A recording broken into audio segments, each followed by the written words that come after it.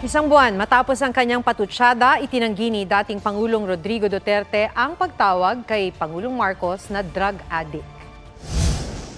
May drug addict tayo na presidente. Even if you kill me 1,000 times, wala akong sinabi na. Taking a drug. Pero kung sabihin mo, addict, wala akong sinabi na ganun. Patayin ako ni Marcos niyan. Maawa ka naman sa akin.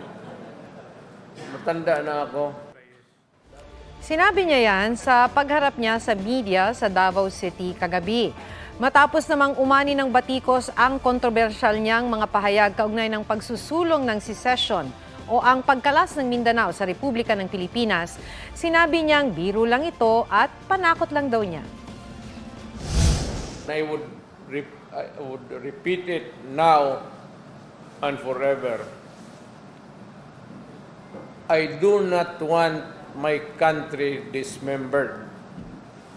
I do not want a part of my country taken away.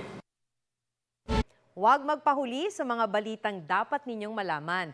Mag-subscribe sa GMA Integrated News sa YouTube. Sa mga kapuso abroad, subaybayan nyo kami sa GMA Pinoy TV at sa www.gmanews.tv.